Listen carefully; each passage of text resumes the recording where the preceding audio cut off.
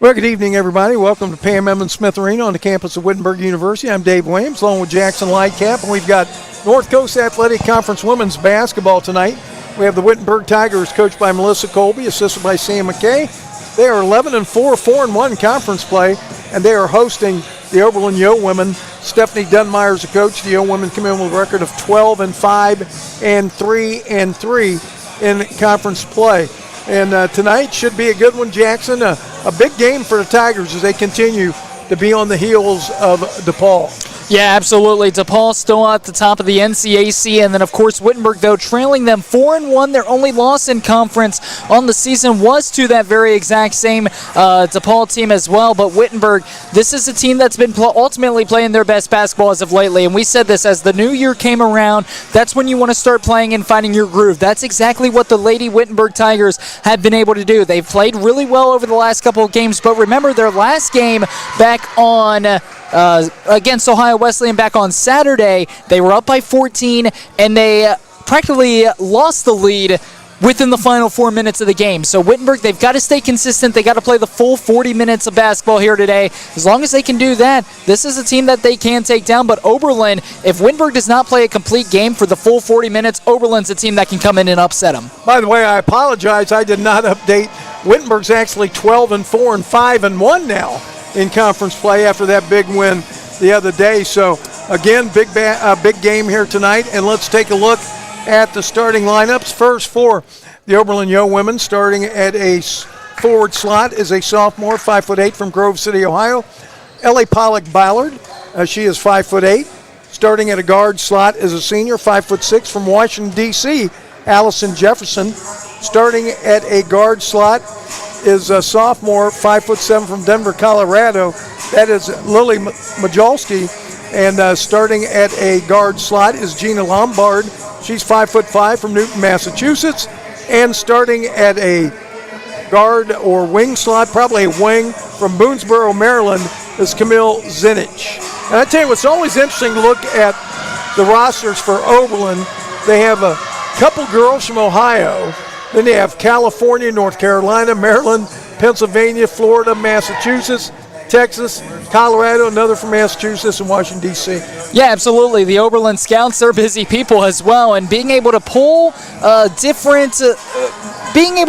different players out from different regions in the country certainly help your team, because obviously if you stick to Ohio, you have one brand of basketball here in Ohio that you're going to have to live with for the next 4 years. But if you're able to bring in players from all over the country, you get different perspectives, you get different personalities, different play styles as well, that all rub off on each other, and that ultimately is what brings a complete team when it comes to college hoops. All right, starting lineup for Wittenberg is always Taryn Cash, going to be at the point guard. From Cincinnati, Ohio, she's 5'7". Jasmine Gaines Burns is a guard, 5'5" from Bladensburg, Maryland. Evie Walshire is going to be at a forward slot, senior, 5'11" from Lancaster, Ohio. Jade Simpson, a senior, 5'11", forward from Edgewood, Kentucky. And Kelsey Reagan back in the starting lineup, guard, 5'11" from White House, Ohio. A little surprise there. Kelsey played so well off the bench the other day. I thought that's where she'd be again. Yeah, and certainly it seemed as if Wittenberg tried to switch some things up on Saturday, and obviously it seems like head coach Melissa Colby didn't necessarily like that, going to go back to normal as well. But Kelsey Reagan, she played great off the bench, but she's also been great in the starting lineup as well over the last couple of games that she's been there. So exciting to see what Wittenberg's able to do with Kelsey Reagan back in the starting five. All right. So we have got a big game tonight in the NCAC. By the way, both these teams will be back in action Saturday. Oberlin going to host a pretty good Ohio Wesleyan team at 2 o'clock on Saturday. Wittenberg's going to be on the road at Kenyon Saturday for a 1 o'clock tip. And now our national anthem.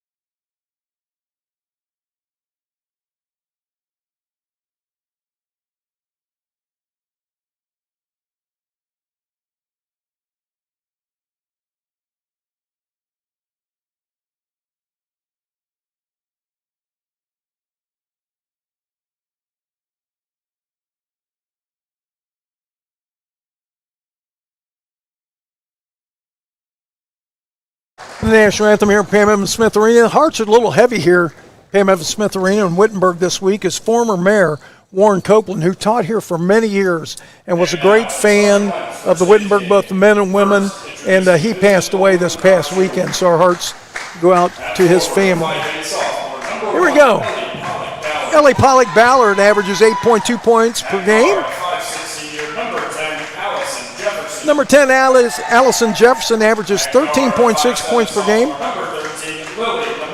Lily Namolsky coming out. She averages 7.2 points per game. Senior Gina Lombard comes out, averages 9.9 points per game. And Camille Zinich averages 14 points per game. Coming out, once again, Stephanie Dunmeyer, the coach, head coach at Oberlin.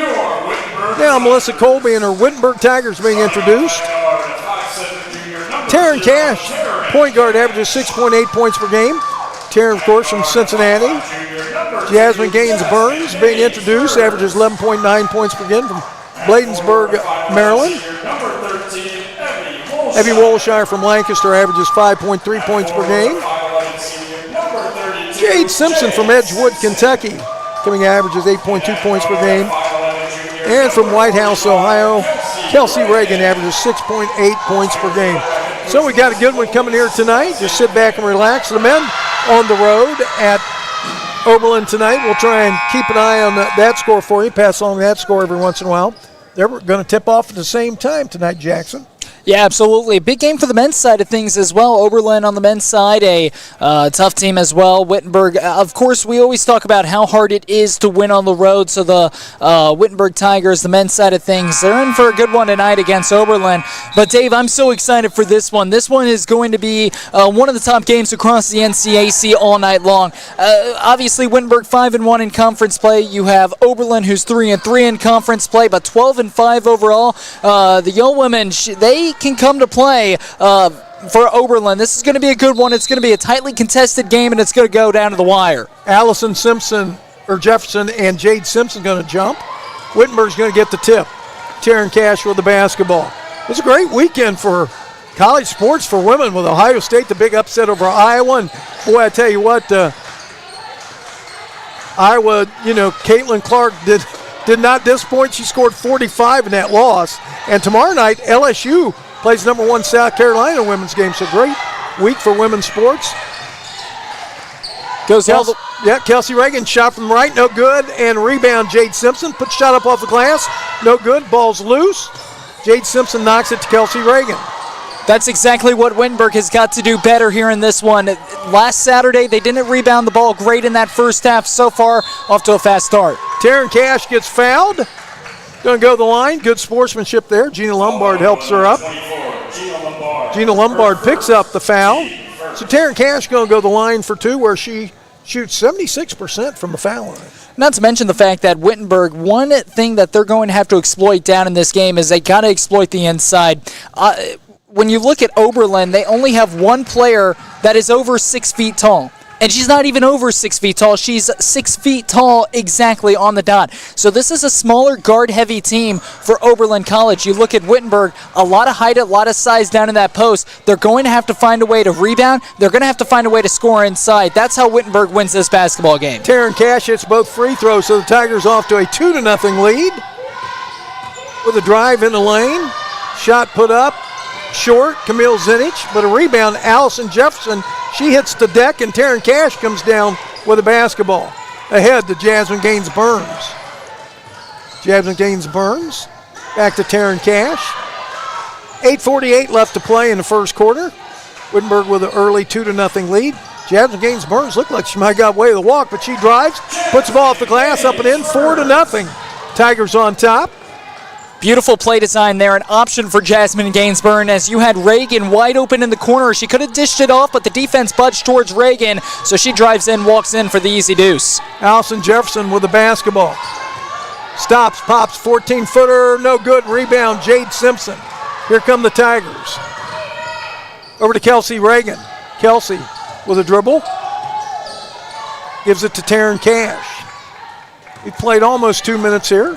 Kelsey Reagan, three-pointer, left corner, no good. Rebound. Knocked around. Jade Simpson get it. Jade Simpson missed a shot. Got her own rebound. Up again. No good. This time Gina Lombard with a rebound. Already Jade Simpson's 4th offensive rebound on the offensive side. Again, it's going to be a big day for the post players for the Tigers. Already starting to see it through the first 2 minutes of this one. Allison Jefferson with the basketball. Allison Jefferson. The Camille Zinich has it knocked away, but Camille Zinich picks it up quickly. Camille Zinich with a drive. Shot up with the left hand, up and in. Camille Zinich averages 14 points a game, and she scores. It is now 4-2.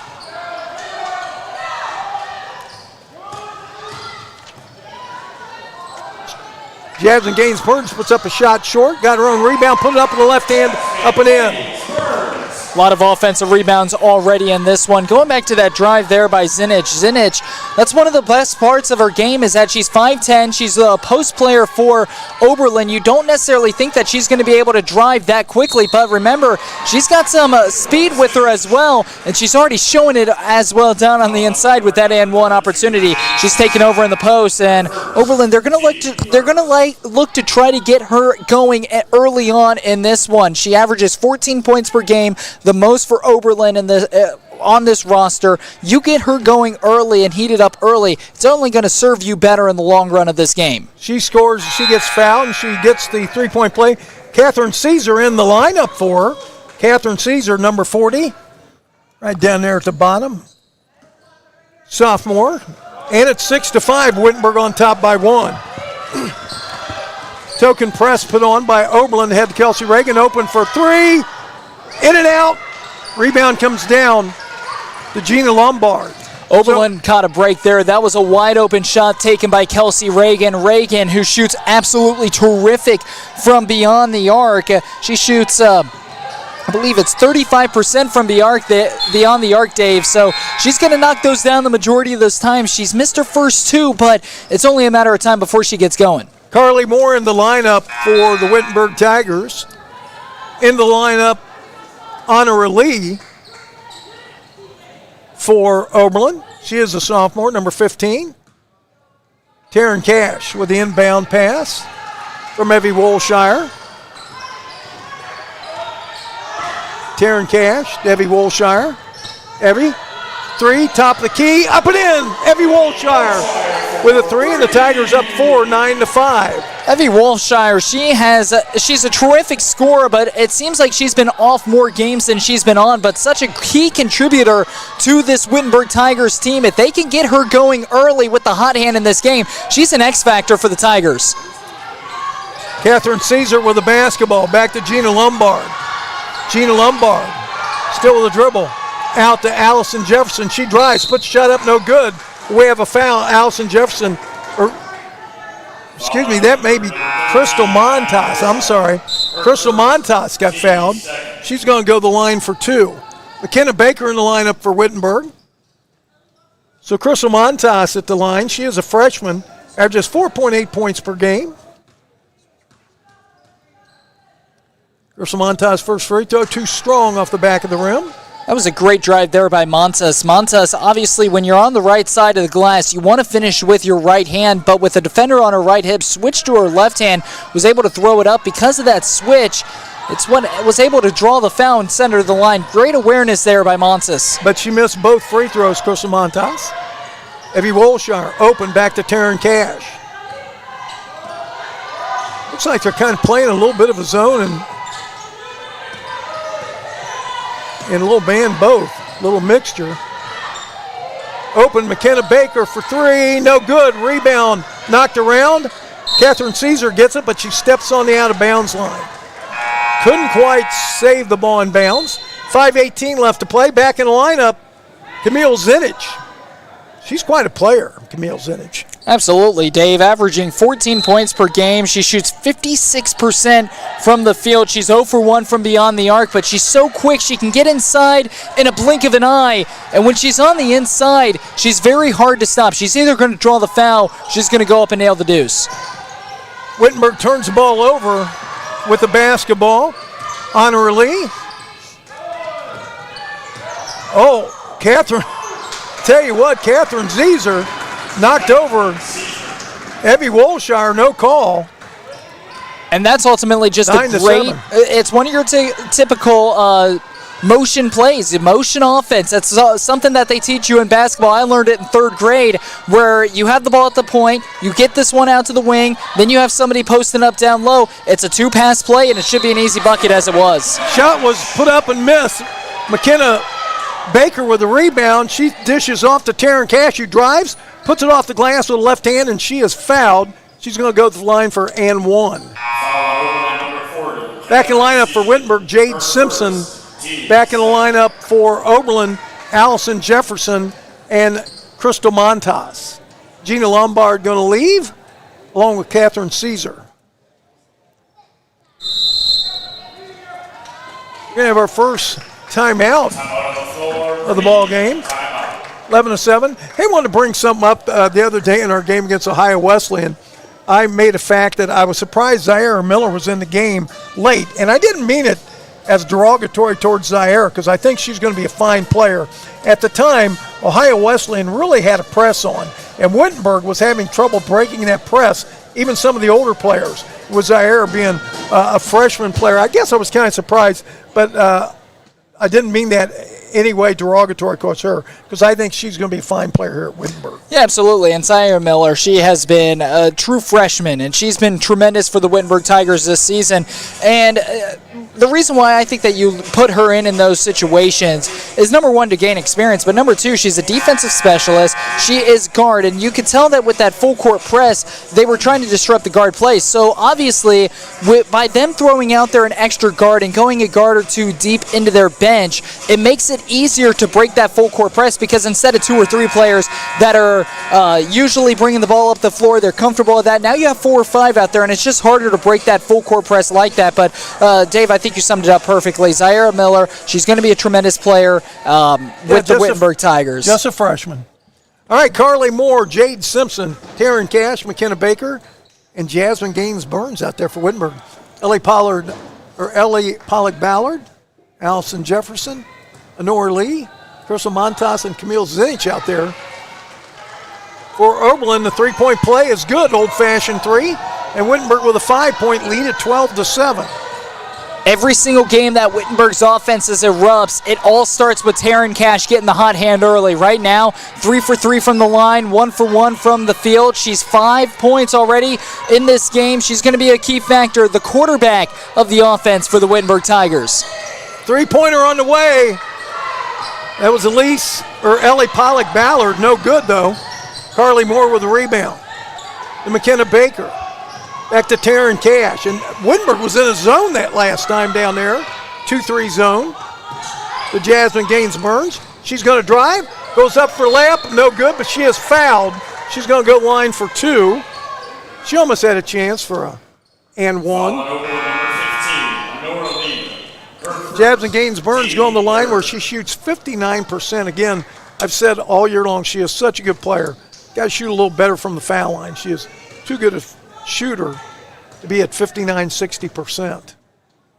Free throw on the way, up and in. Gina Lombard back in the lineup for Oberlin. 13-7 now. Wittenberg were the biggest lead. 3:48 left to play. First period. And she hits both of them. Wittenberg up 14-7. Kelsey Reagan in the lineup. Jasmine Gaines Burns going to take a rest.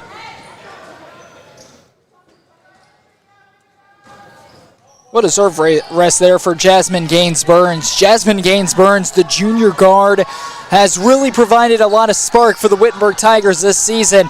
And Wittenberg, everybody wants to talk about how great their upperclassmen are, but what makes this such a great team is the true freshmen right there, right. Carly Moore. The amount of true freshmen on this team that Wittenberg has is uncanny, and having them coming off the bench to provide valuable depth for this team. Not just that, that's how you build a future of this program as well. That's what makes Wittenberg so lethal, not just this season, but year in and year out. Great steal by Carly Moore. She goes down. She is fouled going up for left. She's going to the line where she shoots 54% from the free throw line, and she missed that first one. And going back to Carly Moore, I covered her a little bit at high school. She was in Tippecanoe, Tip City, Ohio, where she played with the Bethel Bees for her 4-year career. at Bethel. And when splits the free throw, by the way. It seemed like Wittenberg got a steal with her, because this was a player that certainly, it seemed as if could have gone higher, but because playing in a smaller school district, only Bethel, it seemed like it really hurt her recruiting process as well. So Wittenberg, they like to think that they got a Division I caliber player right here on the Wittenberg Tigers coming off the bench as true freshman. Ellie Pollock Ballard back in the lineup. Wittenberg again playing a 2-3 zone. Now it looks like they may be breaking into man-to-man. And Melissa Colby, she likes to change things up, and especially Oberlin, this team that only shoots 32% from beyond the arc, so Allison stop them in the paint. Just lost the ball. McKenna Baker ahead, but she throws it away. So Wittenberg had it, but then threw the ball away, going on the fast break. So turnovers, 4 for Oberlin. Make it 5 for Oberlin, 2 for Wittenberg. We're going to have a timeout. It's going to be a 30-second timeout. We will leave it right here. By the way, the men are playing at the same time. We might try and take a look and see a little bit later on how their game's going. But we've got 3:07 left to play in the first quarter right now, Jackson. So far, the Tigers off to a pretty good start.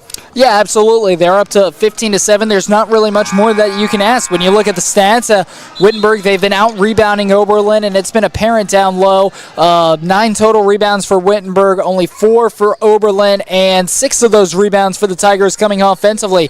So this is a team that has done a complete 180 on the boards from what we saw on Saturday against Ohio Wesleyan. Obviously, them having the size advantage helps out a little bit more, but to me it looks like they're just trying to be more aggressive down low. They're trying to box out. They're going more fundamental basketball. They're chasing down the long rebounds, something they were not doing on Saturday. I'm sure Coach Colby noticed that they weren't doing that on Saturday, and I'm sure the Tigers had to run a little bit this week at practice. Camille Zinich has got 5 of the 7 points for Oberlin, and she almost had the ball knocked away, but she's got the ball now, and she's going to drive, and she's going to go up, and she's going to score. She's a load. They got to try and keep the ball away from her, because she is definitely their best player for Oberlin. Absolutely, and when she drives, that's when she's at her best. McKenna Baker just hits a 3 from the right corner, and Wittenberg up 18-9. Well, if they can get McKenna Baker, who only averages 3.2 points per game this season, she shoots 40% from the field, 28% from beyond the arc. If they can get her heated up to her full potential today, Wittenberg, that offense will be wide open. There goes Camille Zinich again, and this time she's fouled by Kelsey Reagan. And that's what we were just talking about. Camille Zinich, it seems like every single time she has the ball, she's going to look to drive. She's either going to draw the foul or she's going to get the 2 points to fall. Camille Zinich, such a great player for the for Oberlin, and it wouldn't surprise me to see double teams starting to converge on Zinich. And she's a good player. She's not fleet of foot either. I mean, you wouldn't think she's real fast, but when she gets the ball, she knows what to do with it. And it's like now. Going up, and she did miss that one, but the offensive rebound up and in for Allison Jefferson. And that's just a great box out by Allison Jefferson. She's not the tallest player on the floor, only 5'6", but fundamentally sound, and that's what earned her that rebound right there. 18-11, Wittenberg on top. Minute 45 to play in the first period. McKenna Baker with the basketball. Gina Lombard on her. McKenna Baker to Carly Moore. Carly Moore drives, and we have a foul coming against Oberlin. That should be their 5th foul, so Carly Moore's going to go to the line for 2. See that? I think that foul, well, let's see who the foul is on. I think it was on Ellie Pollock Ballard. Foul on number 30. No, actually it's on Crystal Montas back in the lineup. Okay, so Jade Simpson back in, Jasmine Gaines Burns in the lineup for the first time this evening. Maddie Barnett, Kelsey Reagan out there, and Carly Moore at the foul line. Carly with 2 free throws. First one on the way. Hits the front of the rim, bounces off the glass, and falls in. Tigers with an 8-point lead, 19-11. Their biggest lead has been at 9. Second free throw, and they have a 9-point lead again, 20-11. Carly Moore should get a nice hand, did a nice job. Back in the lineup for Wittenberg, Evie Wolshire. Carly with the rest. Minute 30 left to play in the first quarter, 20-11. Crystal Montas to Allison Jefferson. Over to Gina Lombard. Back to Gina Lombard, 3 on the way, no good. Rebound, however, Camille Zinich. Camille Zinich with the basketball. Three from top of the key, in and out. Trying to see who that was to put that up. That was Elise Pollock-Ballard that put that three up. Looked like it was going in, came right out. Maddie Barnett going to find a lane, but she missed a layup. Wow, she had the lane, just missed the layup. And that was she had to work to get that lane as well. You got to reward yourself at the rack. But again, another true freshman for Wittenberg. She's going to make up for it just like there. Charge. Camille Zinich this time put her shoulder down a little bit and knocked Maddie Barnett down. You know, Dave, I like to say that I speak things into existence. Whether it's good or bad, I speak these things into existence. All right, here we go. Inbound, Wittenberg with the ball. 43 seconds left to play. First quarter. Maddie Barnett to Jasmine Gaines-Burns. Jasmine Gaines-Burns with a drive. Dishes off and the ball knocked out of bounds by Allison Jefferson. By the way, over in Oberlin for the men, Wittenberg on top 19-16 the first half. Thank you. Lovely Vicki Williams gives me an update there on that score. Jasmine Gaines-Burns with the basketball. Going to drive. Jasmine dishes out. Three-pointer on the way. Maddie Barnett up and in. Maddie Barnett with a three. And all of a sudden the Wittenberg lead is at a dozen, 23-11. Big shot there by Maddie Barnett. And again, if they can get her going early in this one, a true freshman who contributes in a big way off the bench for the Wittenberg Tigers. She's one of many true freshmen for the Wittenberg Tigers that has a bright future here at Wittenberg, showing it there. It makes up for that missed free throw, but right there, shot put up and in by Allison Jefferson. So we played one quarter here at Wittenberg.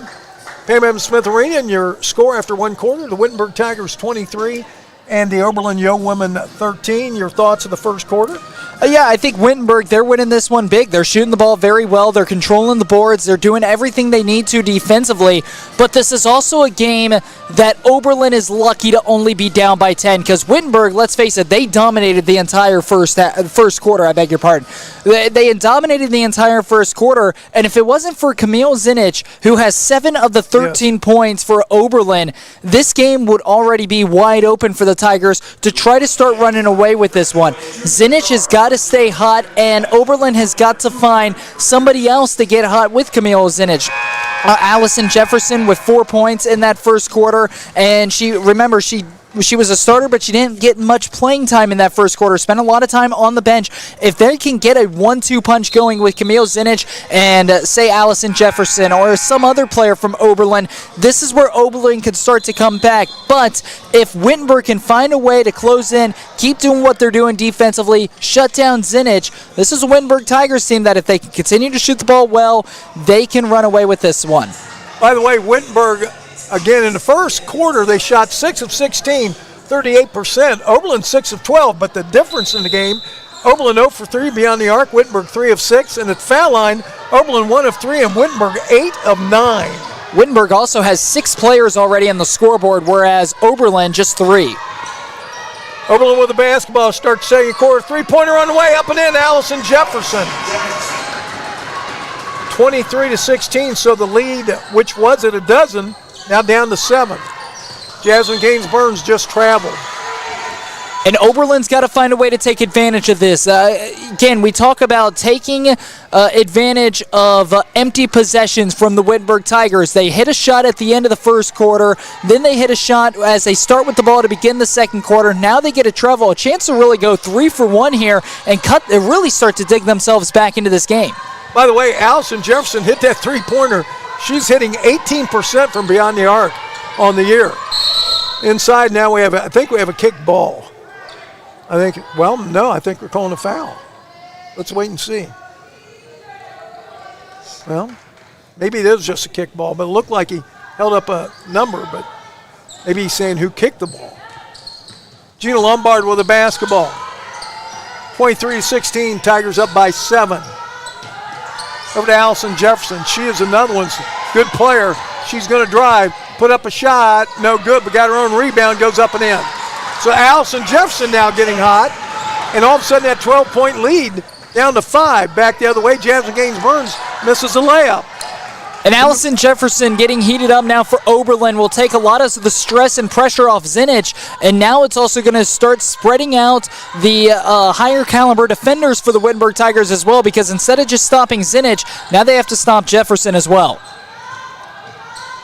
With the basketball, bounce pass into Camille Zinich. She makes a move in the lane, turnaround shot up and in.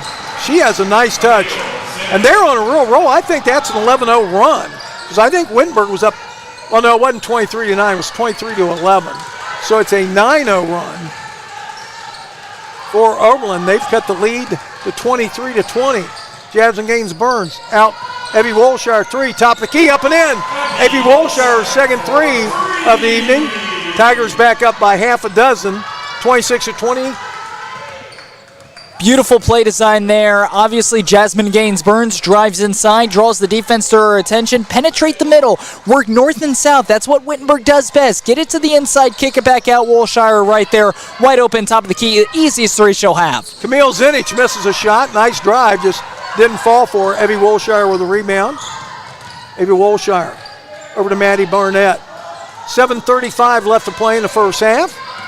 Maddie Barnett has it knocked away. It'll still be Wittenberg basketball. Carly Moore, Taryn Cash, McKenna Baker back in lineup for Wittenberg. In the lineup, Honora Lee, along with Catherine Caesar for Oberlin.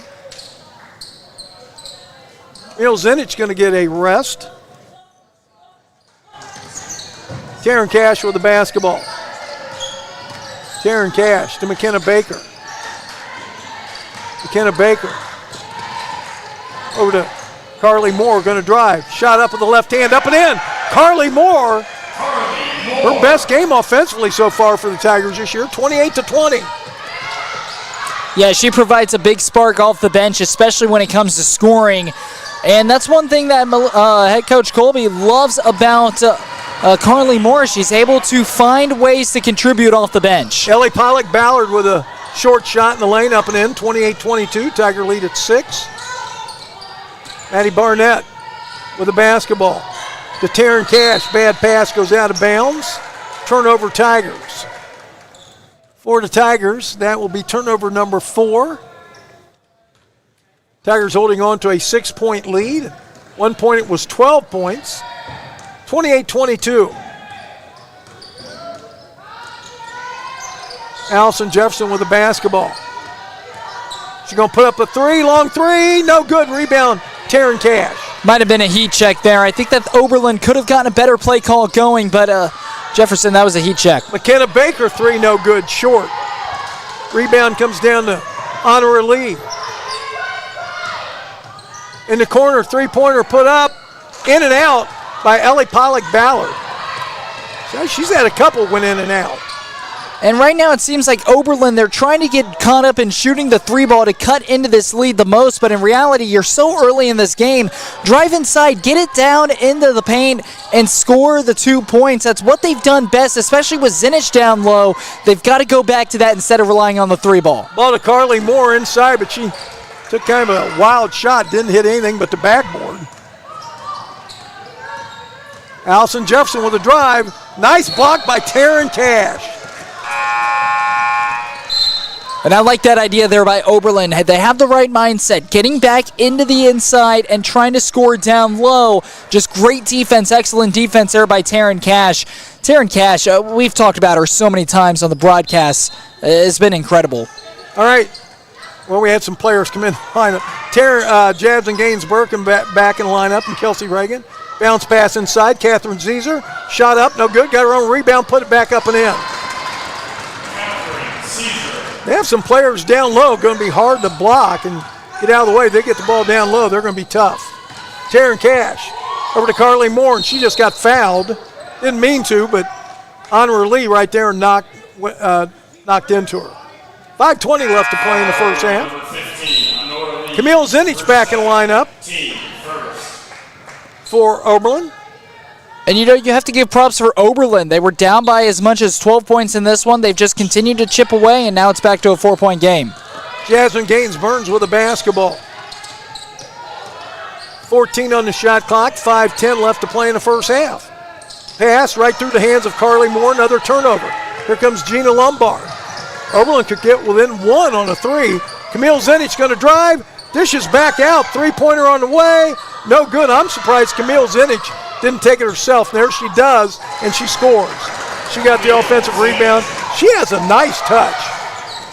28-26, Wittenberg by 2. Shoots 56% from the field for a reason. You've got to be able to pressure her, and it wouldn't surprise me later on in this game if we start seeing double teams on Camille Zinich down low.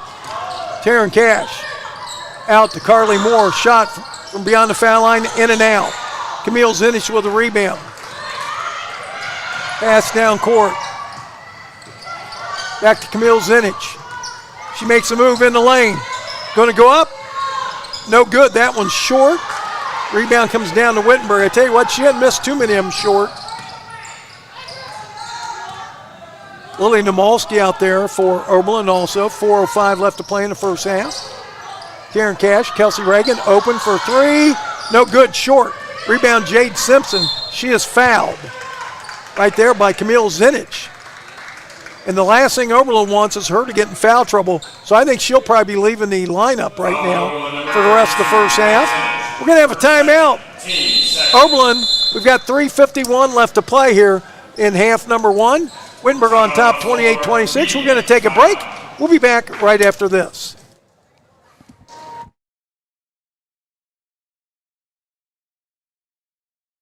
Need giant stadiums. I don't need to be lectured. The world telling me how it's all falling apart before I've even gotten started. What I need is my own pen. I need mentors, advisors, and brilliant minds who put just as much into my success as I do. I need more than a university. I need a partner who believes that a higher education takes all of us.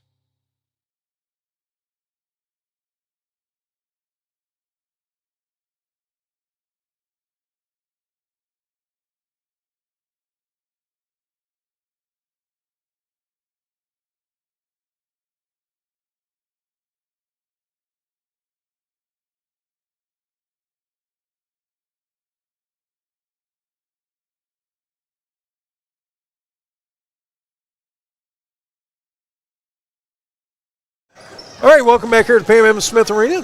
Dave Williams, Jackson Lightcap, glad you're with us this evening. Wittenberg holding on to a 2-point lead. They were up at 12 points in the first quarter. Oberlin's done a nice job to get back into this one. Taryn Cash, to Evie Wolshire. Evie over to Kelsey Reagan. Kelsey going to drive, stop, pop. Looked like there might have been a foul, no call. Gina Lombard with a basketball. But maybe somebody just got part of the ball. Now Oberlin can take the lead with a three, or they can tie it with a two. Allison Jefferson, who's hit some threes, gonna stop, pop, cross court. Jade Simpson knocks the pass out of bounds. Was headed for Catherine Caesar. Carly Moore back in lineup for Jade Simpson for Wittenberg. Back in lineup, Ellie Pollock-Ballard for Oberlin. And that's just a tremendous heads-up play there by Jade Simpson, because if that ball got through her hands and into the hands there of Caesar, Caesar would have had a wide-open lane to the hoop. So great play there by Jade Simpson, realizing it was a lost cause and just batted away. Pass, Catherine Caesar can't get it. Rebound, and now we have a defensive foul, or a foul on Oberlin. I think Caesar with a push. And that's the right call. You definitely saw Taryn Cash go flying forward trying to get that rebound. Caesar, I know, doesn't like it, but a good call there by the officials as she pushed off of Taryn Cash, and especially with the strength of Caesar down low, that's going to send Taryn Cash absolutely flying. Good call there. Kendall McCall in the lineup for the first time this evening for Oberlin. Taryn Cash with the basketball. Kicks it out. Evie Wolshire, three on the way. Up and in. Evie Wolshire, her third three of the half, and Tigers up 5, 31-26. And Dave, we talked about it a little bit earlier. If Evie Wolshire is feeling herself, she is an X factor for the Wittenberg Tigers. She can contribute in so many different ways: scoring, passing, defensive presence, and she's doing every single one of those tonight, giving a spark to the Tigers. Crystal Montas with the basketball inside. Kendall McCall, nice block by Carly Moore, and now a foul on Kendall McCall. That's one of those where she got frustrated because she just got the shot blocked, and then she reached in and really made a silly foul there. By the way, that's foul number 4, so the next foul on Oberlin will send Wittenberg to the line, and Wittenberg has yet to commit a foul this quarter. 31-26, Tigers with the ball and a 5-point lead. And we'll wait and see if the announcer's jinx kicks in now, David. Yeah. Evie Wolshire. Carly Moore drives, and she steps out of bounds. It's another turnover on Wittenberg. Turnover number 6. So each team now with 6 turnovers. Oberlin has slowed their turnover pace down, which is why they've got right back in this game. 31-26. Wittenberg back in that zone. Allison Jefferson with the basketball inside. Kendall McCall back to Allison Jefferson. She's going to drive, kicks it off. Crystal Montage shot up and in. About a 15-footer from the left. 31-28. Minute 58 to play in the first half. Wittenberg with the basketball. Taryn Cash going to drive, put up a shot. No good, but she is fouled. And that foul was on Allison Jefferson, I think. That's a great job there by Taryn Cash. She was able to scan and survey, walking the ball up the floor, was able to scan and survey, found a slim lane, but was able to take it before the lane closed up. And as soon as she got to the rack, she was able to go up and was able to draw the foul. Taryn Cash, we talk about her, and I like to deem her as a scrappy guard. She can get it done on the defensive side. She's a selfless player offensively, quarterback of this offense, as I've described her so many times. Not just that, but when she gets into the paint, she'll either connect or will draw the foul. A very tough player in Taryn Cash. Splits the free throws. By the way, in the lineup, Taylor Sanchez now for Oberlin. Also very interesting, they've got Camille Zinich back in there. And she's got 2 fouls. And if I'm Wittenberg, I am attacking her and making sure that she picks up her 3rd foul before the intermission. Boy, and you want to have position on her, and maybe she charges. Nice play, though, by her, and she's going to score. That's why they put her back in, because she is a load. 32-30 down to Jasmine Gaines-Burns, goes up, scores. 34-30, quick pass down court, and Jasmine Gaines-Burns puts it back in. Wittenberg, it seems as if they're starting to finally get that transition offense going, which is what they are so effective in when they're running down the floor in transition, able to get a lot of open looks that way. Gina Lombard with the basketball. Honor Lee with it. Bounce pass, it's kicked. Actually, it was kicked. Well, are they calling a foul or a kick? No, they're calling a kick, and it was kicked by Camille Zinich. Sometimes, I understand when they call a kick ball, but usually it's when a person puts their foot out. A lot of times they don't call it if they don't, if it's just one of those things where the pass and the person didn't mean to kick it. But boy, they called that right away. Give the ball back to Wittenberg. Another turnover on Oberlin. Turnover number 8 for Oberlin. Wittenberg with a 4-point lead in the ball. 50 seconds to play first half. Evie Wolshire open for 3. Count it! Her 4th 3 of the first half. And it's 37-30. Wittenberg up 7. And she's been perfect from beyond the arc here in this first half as well. She is a big contributor to this team, again, in so many different ways. 2 rebounds and assists as well. And she is firing on all cylinders tonight, Dave. And a shot put up, kind of a wild shot, no good. Wittenberg with a rebound. That was put up by Honor Lee. And by the way, she's hitting 28% from beyond the arc, but she's tough tonight from beyond the arc. In fact, she's 4 for 4 from beyond the arc tonight. Tigers basically going to play for that. There's still just a few ticks between the shot clock and the game clock. Kelsey Reagan open for a 3. Kelsey Reagan no good off the side, goes out of bounds. Kelsey Reagan was wide open there. And by the way, Ryan Burton, I just realized she's not here tonight. Or either that or she's hurt. She's not dressed for Wittenberg. So Wittenberg playing without one of their big cogs tonight.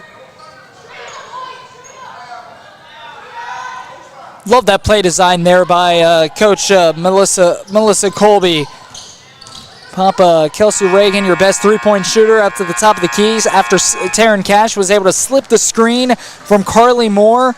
and get her a wide open three in Kelsey Reagan's sweet spot. There's nothing more that you can ask for getting that open look. It's a beautiful play design. Just missed the shot wide right, but again, Kelsey Reagan, she's a player that more times than not going to nail those shots. 37-30, we're at half. Let's run down the scoring, official scoring in the first half for both teams, and then we'll come back with about 2 minutes left on the clock at half and give you the team numbers. But 2 points each for Crystal Montas and Ellie Pollock-Ballard for Oberlin. 4 points for Catherine Caesar, 9 for Allison Jefferson, and she averages a little over 13 a game. And leading scorer, almost at her average, she averages 14. Camille Zinich, quite a player. She's at 13 points here at halftime. For Wittenberg, 3 points each for McKenna Baker and Maddie Barnett. Carly Moore with 5, Taryn Cash with 6, Jasmine Gaines Burns with 8, and Evie Wolshire with 12. I actually thought Carly Moore had 7, but I guess she has 5 here at the break. So Wittenberg on top, 37-30. Quickly, Jackson, what do you think of that first half? I think Wittenberg played a complete half of basketball, and you look at what Wittenberg was able to do defensively. Yeah, obviously you're going to allow Camille Zinich to get 13, but Camille Zinich is a tremendous player for Oberlin. She's going to get her buckets, but so you let her get her buckets, but outside of that, you have Allison Jefferson with 9, and then 3 players that have below 5 points in this one. So Oberlin, they are relying on 2 players to get it done offensively, and obviously that's not sustainable for the entire 40-minute length of this game. So Wittenberg stepping up on defense, creating turnovers, and then on the offensive side, what more can you ask? Jasmine Gaines Burns and Evie Wolshire both stepping up for the Wittenberg Tigers, hitting their shots, hitting the threes. Wittenberg, their plays are working. They're moving the ball around, playing selfless basketball. They're rebounding the ball really well. The Wittenberg Tigers down on the floor, we talked about how they have to play a complete game in this game to avoid the upset of Oberlin. We talked about that in our pregame, and so far, Wittenberg, they've lived up to the expectations. They've played a complete game, and hats off to them. All right, we're at halftime, 37-30. That's Jackson Lightcap. I'm Dave Williams. Glad you're with us tonight. We're going to take a break for about 11 minutes. We'll be back, and we'll have all the halftime team stats.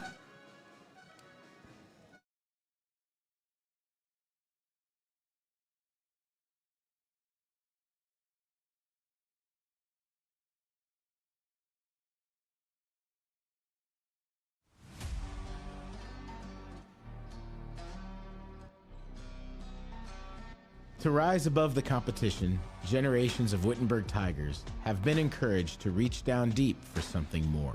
More than skill or strength, more than precision or power, they were asked to do something extra, something beyond themselves. They needed to tiger up. Coined by a Hall of Fame coach and chanted repeatedly for decades since, Tiger Up serves as the rallying cry for championship teams and All-American performances. It calls us to greater determination and an unwavering spirit. To wear the red and white of Wittenberg is an honor, a tradition of excellence to uphold. So is the opportunity to Tiger Up. It's more than a phrase, it's a legacy that binds us, uniting us in victorious celebration and spurring us on to greater heights, even in defeat. Tiger Up echoes across campus, bridging the past and the present as we stand together as Wittenberg Tigers. With the trademark now officially ours, we embrace a new era where the roar of the Tigers resounds louder than ever before. And through it, we will continue to define what it means to compete at the highest levels, inspired by tradition and in full embrace of a promising future. Tiger Up.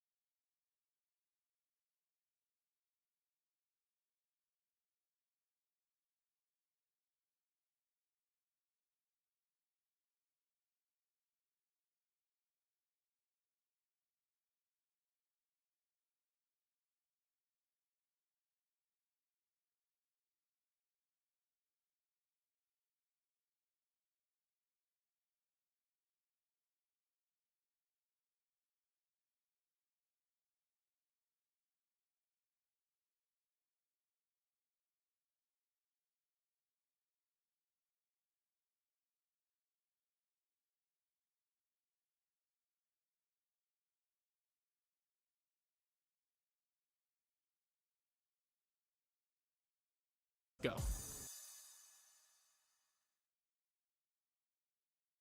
I'm thrilled to be at Wittenberg at this time and place, as the university is perfectly positioned to welcome an esports program like none other. Wittenberg's impressive athletics tradition and Tiger Up spirit, mixed with a strong commitment to student success, will allow for a program that competes at the highest level while also caring deeply for each player, both personally and professionally. Esports at Wittenberg will not only be about gaming, but will also be about changing the game. Together, we will build a supportive, dynamic community as we bring our own distinct light to the global phenomenon of esports right here in Springfield, Ohio. It's time to Tiger Up. Let's go.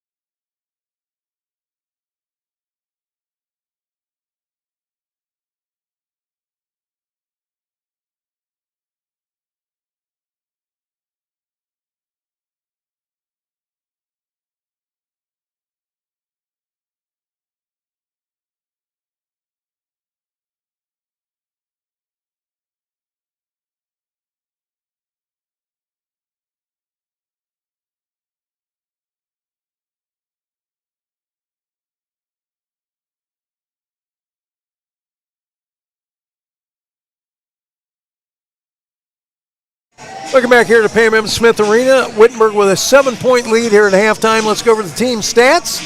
For Oberlin, they hit 14 of 34 shots for 41%. Wittenberg hit 3 less shots, 11 of 28 for 39%. But Oberlin 1 for 8 from behind the arc, 12.5%. Wittenberg 6 of 12, 50%. Oberlin 1 of 3 of the foul line, and Wittenberg 9 for 11. So right now, that's the big thing. Wittenberg with the great free throw shooting and the great three-point shooting. Turnovers, 7 for Oberlin, 6 for Wittenberg. Points off turnovers, 12 for Wittenberg, 10 for Oberlin. Rebounding, it's real close. Wittenberg 18, Oberlin 7. Offensive boards, actually Oberlin has more now with 8 to Wittenberg 7. Assists, Wittenberg 10, Oberlin 7. Blocks, Wittenberg 2, Oberlin none. Steals, 3 for Wittenberg, 2 for Oberlin. Bench points, 11 for Wittenberg, 6 for Oberlin. Second chance points, Oberlin up there, 8 to 7. Points in the paint, Oberlin leads that 20 to 10.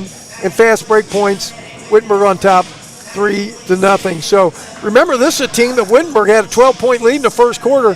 They came back with a vengeance, Jackson. Yeah, absolutely. And Oberlin, they were down by 12 entering the second quarter, but remember they went that 2-for-1. They hit the final shot of the first quarter. They then hit the first shot of the second quarter.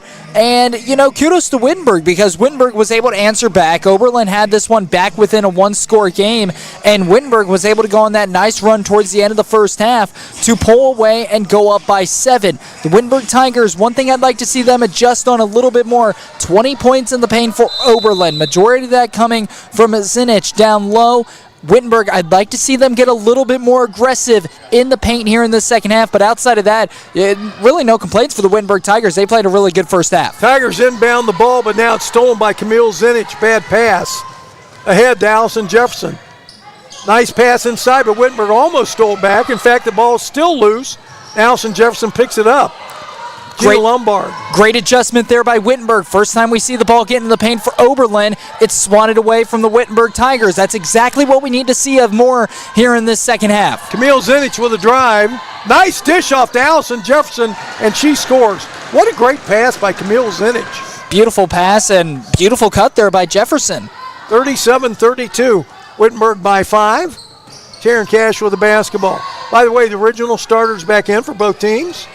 Jabs and Gaines. Burns going to drive, put the shot up with left hand, too strong. Allison Jefferson with a rebound. Here comes Oberlin. Allison Jefferson goes down, picks up her dribble, goes out to Camille Zinich. Zinich has not hit a 3 this year. That's the only thing. She's only 0 for 1. She's only shot 1 all year. Allison Jefferson over to Camille Zinich.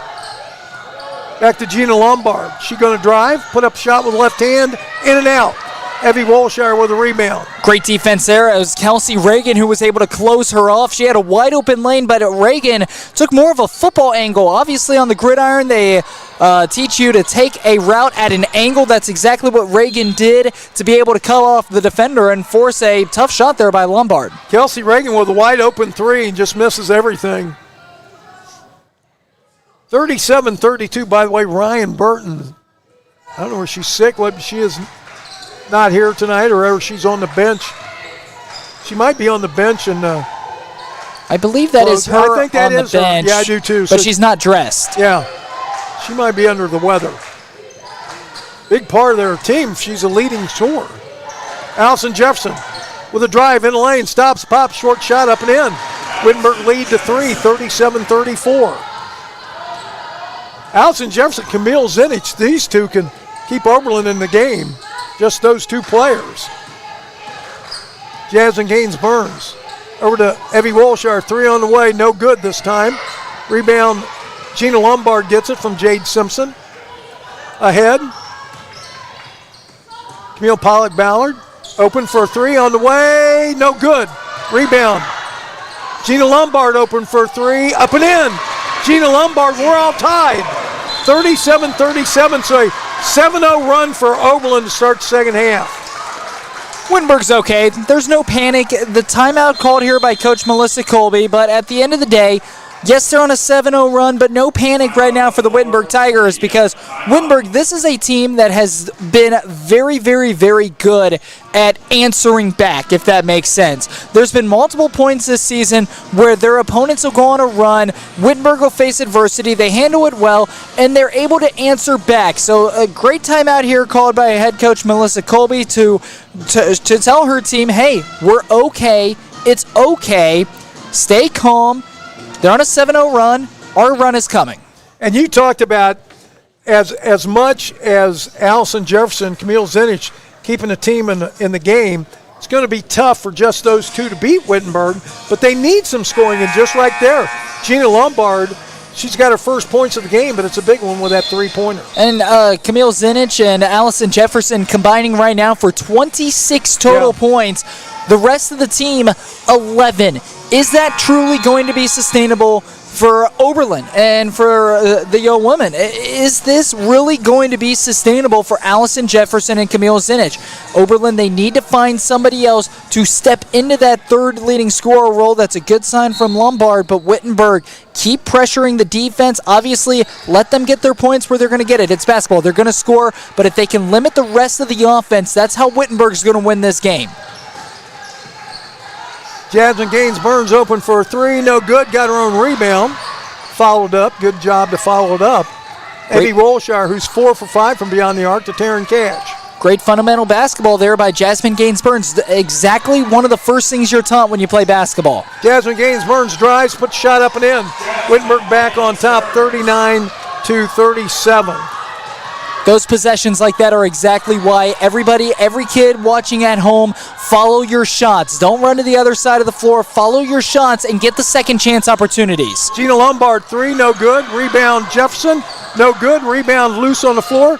Gina Lombard with a rebound. Out. Allison Jefferson, 3 on the way, no good. Rebound, Kelsey Reagan. Great job there by Wittenberg, able to close in on the defense, and here they come on the fast break. Jasmine Gaines-Burns makes a move in the lane, shot up and in.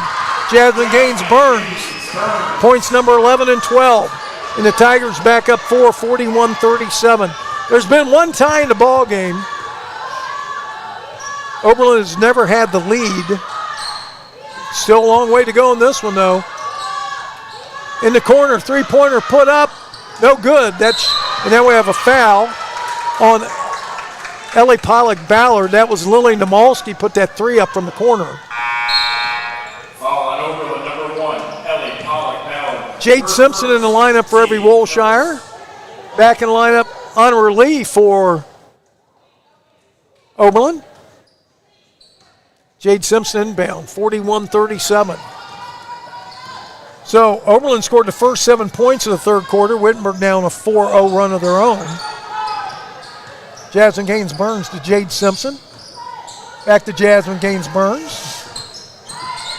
Still with the ball. To Carly Moore in the pass. She lets it get away from her.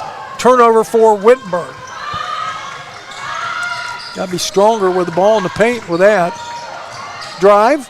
Shot up. No good. Honor Lee just missed the layup. Jade Simpson quickly down the other way. Jasmine Gaines-Burns.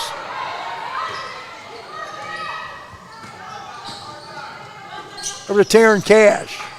Inside to Jade Simpson. Out to Kelsey Reagan. Kelsey with a drive. Dishes off. Carly Moore. Makes a drive in the lane. Puts a shot up in the lane. Up and in. But it's not going to count. They're calling a charge. Kudos there to Camille Zinich. Able to get there, get her feet set. Big time play. That was a nice move by Carly Moore. Able to get to the rack. Just a better defensive play there by Camille Zinich. Nothing more you can do but tip your cap. 41-37. Wittenberg with the lead. Oberlin with the basketball. Trying to keep the ball out of Camille Zinich's hands. You can see Wittenberg really working hard on that. Camille Zinich with it. Driving the baseline. Dishes out Gina Lombard. Bounce pass Camille Zinich. Turnaround shot, no good. Rebound Taryn Cash.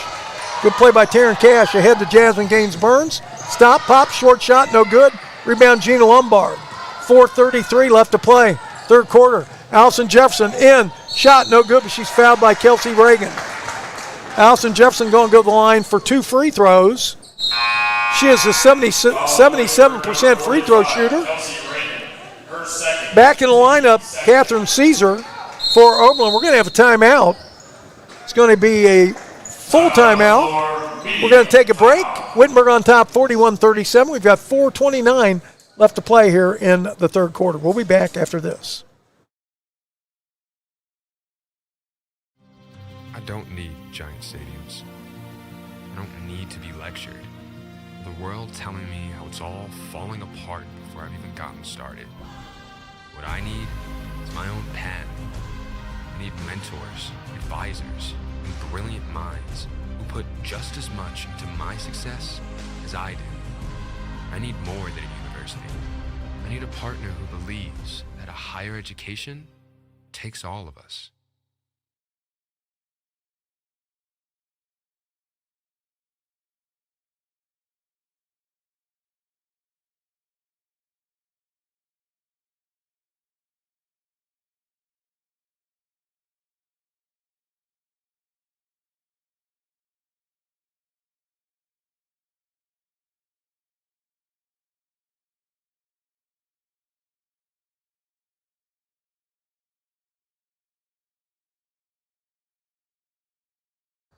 Welcome back here to Pam Evans Smith Arena. Allison Jefferson at the line. She can cut the Wittenberg lead to 2. Free throw on the way, up and in, 41-38. Allison Jefferson now with point number 14. Looking for point number 15 on the way, up and in. Nothing but net on both those free throws. 41-39. Jasmine Gaines-Burns with the basketball. Oberlin putting on a press. Wittenberg easily breaks it. Taryn Cash with the basketball. Taryn Cash. Now Oberlin in the zone. McKenna Baker. McKenna Baker almost has it knocked away. Taryn Cash. Over to Jasmine Gaines-Burns. Got a drive. Stop. Pop. Shot. No good.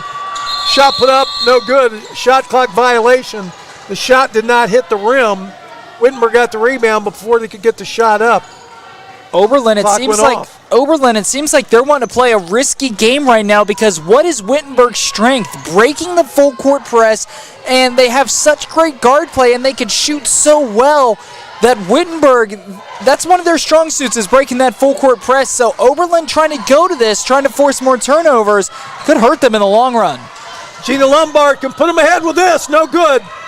Balls hits the rim, bounces out of bounds. Good play by Jasmine Gaines-Burns to block off an Oberlin player. Ball goes out of bounds. 3:33 left to play, third quarter.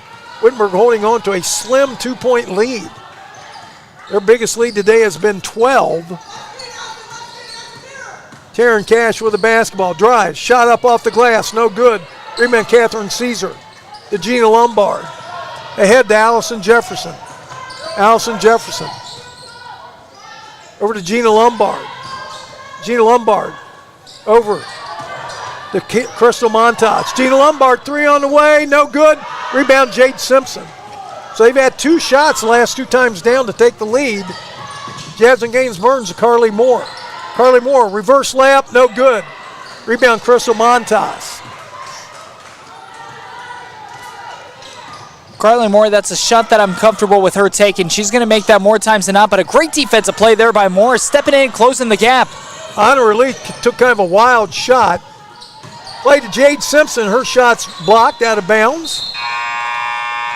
Nice play by Crystal Montas to knock that one out of bounds. Maddie Barnett back in the lineup along with, looks like Taryn Cash. So Taryn Cash, Maddie Barnett, Jade Simpson,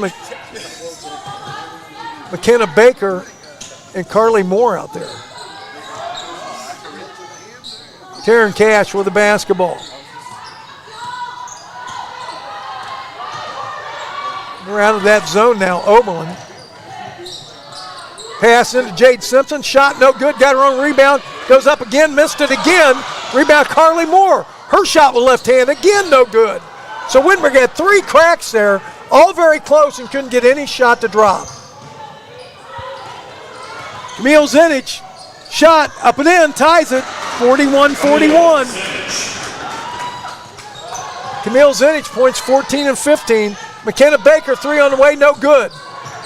And now steal by Maddie Barnett, but now stolen right back. Honor Lee with the basketball. To Gina Lombard. Honor Lee, gonna drive. Shot knocked away by Taryn Cash and stolen. Ball goes out of bounds, however. 45-43 over at Oberlin. Oberlin on top of Wittenberg. 12:25 left to play in the second half, or in the game for the men's side. 41-41 here. In fact, now it's 45-44. Wittenberg down 1. Oberlin going to inbound the basketball for the women here. 41-41. Oberlin looking to take their first lead of the game.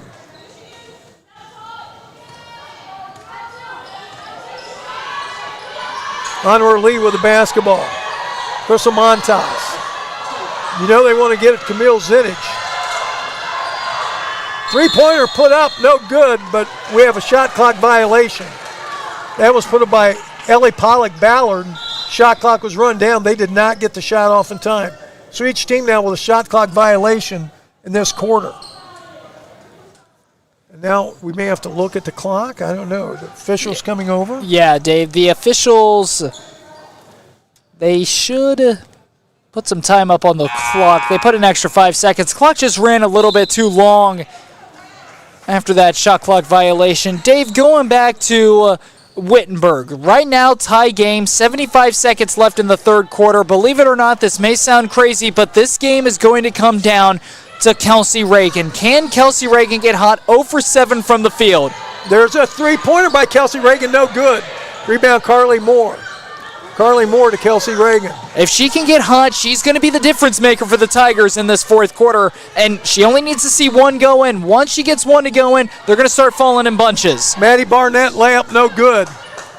So here comes Oberlin with this their third time down court, maybe the fourth in a row, where they could actually take the lead.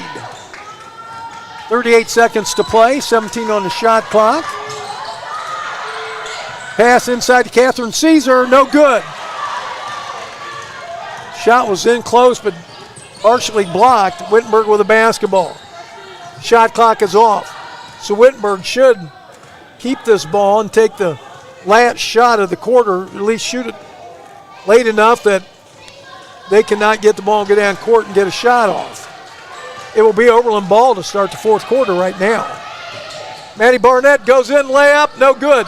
Rebound, Jasmine Gaines-Burns up with left hand, no good. Gina Lombard, that's it. So we've played 3 quarters in the books. Your score is Oberlin 41 and Wittenberg 41. We'll be back after this.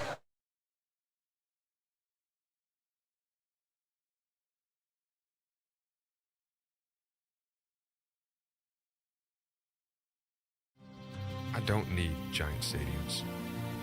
I don't need to be lectured.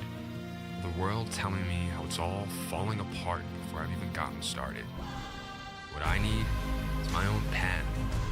I need mentors, advisors, and brilliant minds who put just as much into my success as I do. I need more than a university. I need a partner who believes that a higher education takes all of us.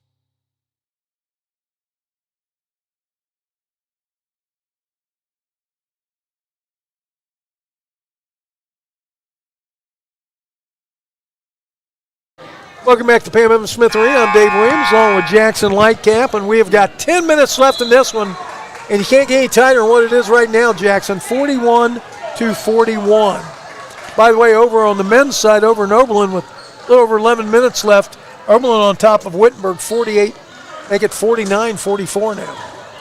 Oberlin with the basketball.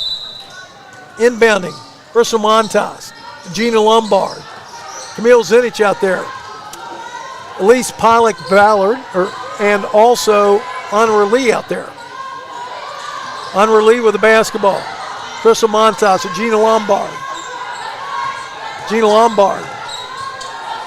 11 on the shot clock. In the corner, three-pointer on the way, up and in. Ellie Pollock-Ballard, who hits 37% from beyond the arc, gives, well, they called it a two, I guess. Only two, so 43-41. Her foot must have been on the line. This has got to be where Kelsey Reagan starts getting the hot hand. They're going to try to feed her the more of the ball. 0 for 8 from the field, but again, it's only going to take one to go. And Evie Wolshire with her fifth three of the game. Wittenberg back on top, 44-43. So Oberlin took the lead briefly. They can regain the lead right here. 9 minutes left to play in our ball game. Wolshire, her first make here in the second half as well. If they can get her heated up, good sign for the Tigers. I think this game's going to go right down to the wire. Bounce pass, shot put up. And again, it's Ellie Pollock-Ballard. She hits another shot from the baseline. And Oberlin back on top, 45-44. Jasmine Gaines-Burns with the basketball. Over to Evie Wolshire, to Kelsey Reagan. Kelsey Reagan to Taryn Cash. Taryn Cash picks up her dribble. Pass is stolen away. Camille Zinich to Gina Lombard. Gina Lombard with the basketball. Oh, how the Wittenberg Tigers have missed Ryan Burton in this one. Yeah, certainly have missed her. Ryan Burton, terrific rebounder down low. I believe she's the leading scorer this season for Wittenberg as well. So missing her, you could definitely tell that they're missing her when it comes to the point totals and also how this game has gone down low in the post as well. They're also missing Evie Katie Wolshire, Whitaker. another three, in and out. Nice. Jade Simpson with a nice tip. We're going to have a jump ball to be Wittenberg basketball. Jump ball. Evie Wolshire put up three, and that looked like it was going in and out. Wittenberg trails 45-44, 7:41 left to play. Back in the lineup, Allison Jefferson for Oberlin. And Oberlin has to have all the confidence in the world right now. Jasmine Gaines-Burns with the basketball. Drive, stop, pop, shot up and in. Jasmine Gaines-Burns put Wittenberg back on top. Wittenberg just shooting 29% from the field, 38% for Oberlin. Jasmine Gaines-Burns now with 14 points. Camille Zinich in the lane. Turnaround shot, left hand, no good. Rebound, Evie Wolshire. Camille Zinich, they've stopped her the last couple times down low. Jasmine Gaines-Burns out to Taryn Cash. Evie Wolshire, three on the way. Evie Wolshire, three, number 6. And Wittenberg back on top, 49-45. Jasmine Gaines-Burns goes down. Let's hope she is okay. She's the second leading scorer on the year. You don't want her out of the game. What a game for Evie Wolshire, who's really picked it up in the absence of Brian Burton. She has 6 threes in the game. Big-time players make big-time shots, and it's only fitting that Evie Wolshire is the one to step up and rise to the occasion once adversity strikes. for the Wittenberg Tigers. Continue her if she could stay hot. Wittenberg, they could try to put it away early. Honor Lee just hits a three, and she was 1 for 8 coming in from the 3-point line tonight, so she's now 2 for 9 for the year. Just Wittenberg back up by a point. Just a great answer back. Nothing more you could say. Just a great answer back. A big-time shot there by Oberlin. A shot that they needed to fall, or else all momentum would have gone to Wittenberg. Now it's back to the standstill point. And Wittenberg carelessly throws the ball away. 49-48, 6:23 left to play in our ball game. Yeah, Honor Lee, that's what you need when you have here's a young lady again. She's 1 for 8 from beyond the arc, but she just buried that thing from the corner. Allison Jefferson with the basketball. Oberlin can regain the lead right here. 6:15 to play in our ball game. Gina Lombard. Wittenberg now in a zone. Gina Lombard. Allison Jefferson, short shot, no good. Tell you what, Oberlin's missed some short shots here the last few trips down court. They did hit the big three, though. Evie Wolshire with the basketball. The Taryn Cash. Big possession right now for the Tigers. Looks like they're waiting to try to get their play call up. Taryn Cash. No fouls in this quarter for either team. Jade Simpson. To Maddie Barnett, going to drive, put the shot up, no good. Boy, it was a nice drive, just did not go in. Gina Lombard. Allison Jefferson inside to Camille Zinich. Honor Lee from the corner again. She just hit a three there. Or Honor Lee, I should say. Honor Lee. Allison Jefferson to Camille Zinich, 14-footer. Up and, I thought that was going in. Fell out. Camille Zinich had some bad luck the last few times down on her shots. Taryn Cash with a basketball. We're starting to see that point. I remember at halftime when we were asking about is Allison Jefferson and Camille Zinnig being the two leading scorers for Oberlin going to be sustainable. Now we're starting to get to that point where Oberlin, they're starting to have to rely on some other players, and Lombard stepped up, but outside of her, there's been nobody. Open for three, missed it. 4:40 left to play in our ball game. Oberlin can regain the lead here. Lily Namalski back to Allison Jefferson. Cross court, Kelsey Reagan knocks it away, goes out of bounds. Carly Moore and Jasmine Gaines Burns back in lineup for Wittenberg. In fact, we're going to have a timeout. By the way, the possession arrow right now belongs to Oberlin. They have the ball. They have a 1-point lead. They've got 20 seconds left on the shot clock. We'll take a break. We'll be back for the final 4:32 right after this. I'm thrilled to be at Wittenberg at this time and place, as the university is perfectly positioned to welcome an esports program like none other. Wittenberg's impressive athletics tradition and Tiger Up spirit, mixed with a strong commitment to student success, will allow for a program that competes at the highest level while also caring deeply for each player, both personally and professionally. Esports at Wittenberg will not only be about gaming, but will also be about changing the game. Together, we will build a supportive, dynamic community as we bring our own distinct light to the global phenomenon of esports right here. Welcome back here to Pam Evans Smith Arena. Bad news from up north. The Wittenberg men trail with 7:36 left to play by 11 points, 61-50. Oberlin will have the basketball. Allison Jefferson, Honor Lee, Lily Namalski, Camille Zinich, and Gina Lombard out there for Wittenberg. Maddie Barnett, Jasmine Gaines Burns, Carly Moore, Evie Wolshire, and Kelsey Reagan. Allison Jefferson with the basketball. Go ahead. Big possession for both sides. Can Wittenberg continue to get these defensive stomps? Can Oberlin get over that hump and try to take the lead? Allison Jefferson shot no good. Rebound comes down to Evie Wolshire. To Jasmine Gaines Burns, 4:10 left to play in the game. Wittenberg holding on to a tenuous 1-point lead. Right now would be a perfect time to start getting Kelsey Reagan hot. Or Jasmine Gaines Burns. Carly Moore with the basketball out to Kelsey Reagan. Kelsey Reagan going to put up the three, no good. Rebound Maddie Barnett, but she has it knocked away. And now we're going to have a jump ball to be Oberlin ball. I think Kelsey Reagan just has not been able to find the range tonight. I think Coach Colby got a timeout in time. Great heads-up play. All right, so it wasn't a jump ball, so Wittenberg will have retained possession. And there's 20 seconds on the shot clock. Obviously, we talk about the struggles right now from Kelsey Reagan. 0 for 9 from the field, 0 for 7 from beyond the arc. One thing I'd like to see with Kelsey Reagan, I know this is more outside of her style, but if she's able to do this, it's going to help out her confidence moving forward. She's not a player to drive. She's not a player to want to get the ball and drive inside. Oberlin, they know as soon as she catches the ball, she's going to shoot the trifecta. David, one thing I'd like to see her do is sit on the 3 for a second, drive inside, get to the lane, draw a foul, go to the free throw line, a place where you can see the ball go in the hoop, start to get your shooter's touch back. If Kelsey Reagan's able to knock down a free throw or even a shot in close, it's just going to help her confidence and help Wittenberg as a whole for the final 3 minutes and 47 seconds of this game. This is game number 17 on the year. Kelsey Reagan's shot 2 free throws on the year. 2 for 2. Has not gone to the line except for those 2 times. It's about time to make it trip number 2 to the line. Which is amazing to me.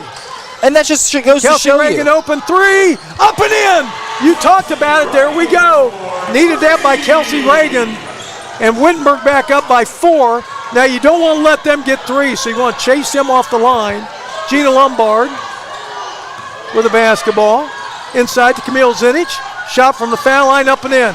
Boy, when they need it, she scores. And it's back to a 2-point lead, 52-50. 3:10 left to play in our ball game. I'd like to see Wittenberg pressure her a little bit more, especially on those mid-range jump shots. Wide open looks there for Zinich. Kelsey Reagan with the basketball. Kelsey Reagan drives, dishes off Evie Rolshire, open 15-footer, no good. Rebound, Jasmine Gaines Burns. Out to Kelsey Reagan, to Maddie Barnett. Maddie Barnett with the basketball, 2:42 left to play in our ball game. Wittenberg holding on to a 2-point lead. Maddie Barnett dishes out Kelsey Reagan, open for 3. Doesn't matter, she got fouled first, Maddie Barnett. That's only the first foul of the quarter. So if either of these teams need to foul at the end of the game, they're going to have to do some quick fouling because that's only the first foul of the whole quarter. And we only had, I think, 3 fouls in the third quarter. And I think the officials done a pretty good job. They've done a wonderful job on the floor. They've called it both ways, and nothing more you can ask for. Nice move by Burns. Oh, no, what Jasmine Gaines Burns, yeah. What a great play by Jasmine Gaines Burns. Throws in with the left hand, 2:24 to play. Tigers up 54-50. She's a guard that can get it done any way you ask her to do so. The true definition of a guard. Allison Jefferson, 3, up and in. 2. I'm sorry, they said her foot was on the line. 54-52. So Wittenberg's still up by 2. They've got to find a way to close in on those shots. They're giving them way too much space, and Oberlin, they're making them pay. Kelsey Reagan with the basketball. Kelsey going to drive, stop, pop, short shot. Didn't hit anything. Ahead to Camille Zinich. Back to Allison Jefferson. And she is fouled by Taryn Cash.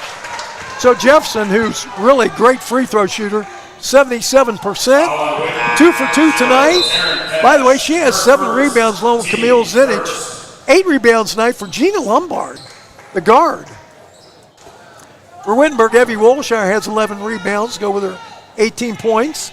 So Oberlin can tie it right here with 1:45 to play. Free throw up and in. 54-53. So Wittenberg just had a 4-point lead. Now Allison Jefferson looks like she's going to go on a 4-0 run herself. She hits this free throw, and she does. So Allison Jefferson ties it with the last 4 points. 54-54. We've got 100 seconds left to play in this ball game. Nice math. Jasmine Gaines Burns with the basketball. To Jade Simpson. Jade Simpson's shot's going to be way off. Jasmine Gaines Burns with a nice rebound. Taryn Cash going to drive, put up a shot in the lane. Up and in. Big shot, Taryn Cash. That bounced around 3 or 4 times and went through. 1:12 to play. Allison Jefferson, Wittenberg up 2. Gina Lombard. Ellie Pollock Allard. Up and in, tied again. Camille Zinich, 14-footer. 57 seconds to play. Wittenberg has got to find a way to close in on these shots. They are way too open. Wittenberg, they're giving them way too much space. And again, Oberlin's making them pay, and I know head coach Melissa Colby, she's not happy on the sideline after that one. Evie Wolshire is fouled. Boy, she got bailed out on that one. She had a shot blocked, then the ball got away from her. She got it back and looked like Oberlin was going to come out with it, but they fouled her. By the way, the possession arrow still belongs to Oberlin. 20 on the shot clock for Wittenberg. Jasmine Gaines-Burns going to drive. Put up a shot. No good, but she is fouled. She's going to go to the line for 2. Is that the third foul in Oberlin? Maybe it's only the second. I believe that's team foul number 3. Number 3. Yes. Okay, there it is. Allison Jefferson now, interesting story here. She's picked up her 4th foul. She is one of the leading scorers for Oberlin. If Wittenberg can find a way to attack her to pick up her 5th foul, that could be a good sign for Wittenberg and a terrible tale for Oberlin. Jasmine Gaines-Burns regains the lead for Wittenberg. She hits that first free throw. Second one on the way, up and in. Wow. Looked like it was going to be too strong. Bounced up in there and went down through. So we have 36 and a half seconds left to play in this ball game. You don't want to let them get a 3 off. 30 seconds. Timeout. Now, if they would take a shot and miss it, I think you're probably going to see fouls pretty quick because they would need to foul Wittenberg twice to get them to the line. I'd have to say so. With 36 seconds left, you're going to have a 30-second shot clock, so the most amount of time you could run this down is to right around that 6.5 second mark. David, I will say this. I do believe Oberlin will try to run down some time, but I don't think that they're going to run it down the full time. Get this within 20 seconds and then go to work. Yeah, they're definitely not going to run it down to the 6-second mark because if they shoot and miss, I think they'll try and put up a shot fairly quickly. But if you're Wittenberg, you don't want to let them get a 3 off, and you don't want to foul them going up for a shot where they might hit one. Without a doubt, they're going to try and get the ball to Zinich or let Allison Jefferson take a shot. Jefferson's going to get the ball. Over to Camille Zinich. Back to Alyssa Jefferson. Wittenberg with a defensive lineup out there. I like that idea. And ultimately a good decision for Wittenberg to foul there. I mean, you have 3 more fouls to give before they're in the bonus. Let them milk some time and then foul it and force them to inbound it and attack you. I like that play call there, and I like that design by the Wittenberg Tigers. 21 seconds left on the shot clock, 27.4 on the clock. Ellie Pollock-Ballard into Allison Jefferson. Allison Jefferson starts a drive. Allison Jefferson. And now we have another foul called. Great job. But the whole thing, Great job there by Jasmine Gaines-Burns, realizing that she was beat. You have a foul to give. Foul her, and now make Oberlin once again beat you, and you're just continuing to tick time off the clock. Great heads-up play. Camille Zinich with the basketball. I'm surprised she gave it up to Allison Jefferson. And now the ball knocked away, but Allison Jefferson back way goes up for a shot. No good, but she is fouled. What Wittenberg did not want to do is foul there, and they do. On Wittenberg, number 0, Taryn Ash. Her second, team 4. So Allison Jefferson, who is 4 for 4 from the line in the ball game, 77% on the year. Going to go to the line for 2. Free throw on the way, up and in. Hit the front of the rim, kissed off the glass and fell through. 58-57. She's been automatic at the line. Free throw on the way, up and in. Now Wittenberg's going to call a timeout, and they will have the ball at midcourt. Full timeout.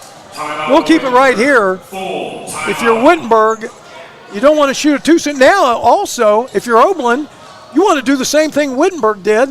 If it looks like somebody breaks loose for an easy layup, you want to foul them before they can get a shot off because you still have 1 foul to give. Wittenberg, they have... I'm sorry. Oberlin has, 1 foul to give.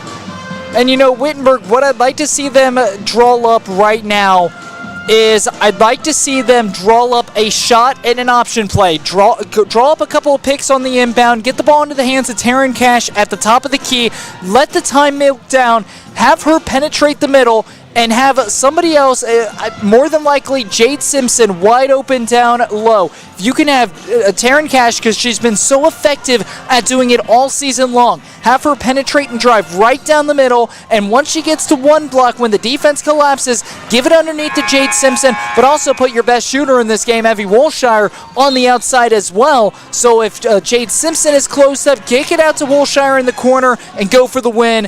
Milk your time. If I'm head coach Melissa Colby, that's exactly what I'm trying to do. A little bit of a drive and a dunk. You know, Wittenberg has shot so well in the last few weeks, and tonight they're only at 32%, 19 of 60. It's not a good shooting game for the Tigers tonight. Taryn Cash going to inbound. Now they have to be strong with the basketball. 12.2 left. Inbound. Evie Wolshire. Evie's going to give it to Taryn Cash. 7 on the shot clock. She's got to go. Taryn Cash picks up her dribble to Jade Simpson. Puts up a shot, no good. Not a good. Wittenberg did not get a good shot off there at all. Waited too long, in trouble. Jade Simpson had to throw up a prayer, and there was no way it was going in. She threw it too hard. It was off the glass. So we're going to overtime. Another 5 minutes. And again, Wittenberg, it's going to be a tough one if they come out on the L side of this. Again, missing their best player tonight, Ryan Burton.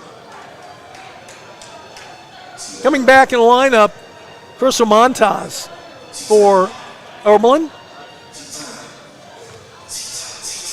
For Oberlin, it's going to, let's see. Well, Crystal Montaz checked in. I don't know who she's going in for. Maybe she's going in for Allison Jefferson because she's got 4 fouls. So it's going to be Gina Lombard, Crystal Montaz, Camille Zinich, Honor Lee, and number 1, Ellie Pollock Ballard. Thank you. Overtime. Wittenberg, it's been an aggravating game, I feel like, for the Wittenberg Tigers. They haven't shot the ball well. They're missing Ryan Burton. They haven't been able to close in on any of Oberlin's shots, and ultimately that's the reason why we're heading into overtime. And we talked about the size at the very beginning of this game and how Wittenberg needs to control the post. They have the size advantage even without Katie Whitaker and Ryan Burton down low with them, but yet they have lost the post battle down low and down inside. And Oberlin, again, with Allison Jefferson and Camille Zinich. Tip to Wittenberg to start overtime. I mean, anything's possible for Oberlin. Taryn Cash to Jasmine Gaines Burns. She makes a move out to Kelsey Reagan. 3 on the way, no good. Kelsey Reagan's had a really tough night tonight. She did hit 1 3. It has been a tough shooting night for her. You're going to have games like that. Obviously, just settle in. Next shot is what matters. Gina Lombard with the basketball. Out to Crystal Montaz, back to Gina Lombard. She starts a drive. The baseline, bounce pass, stolen away by Wittenberg. Taryn Cash tried to get it to Camille Zinich. Taryn Cash going down, putting a shot up. No good. Rebound, Camille Zinich. Looked like there might have been a long contact there, but no call. Gina Lombard, we've played almost a minute. 4:02 left to play in overtime. Bounce pass, Camille Zinich.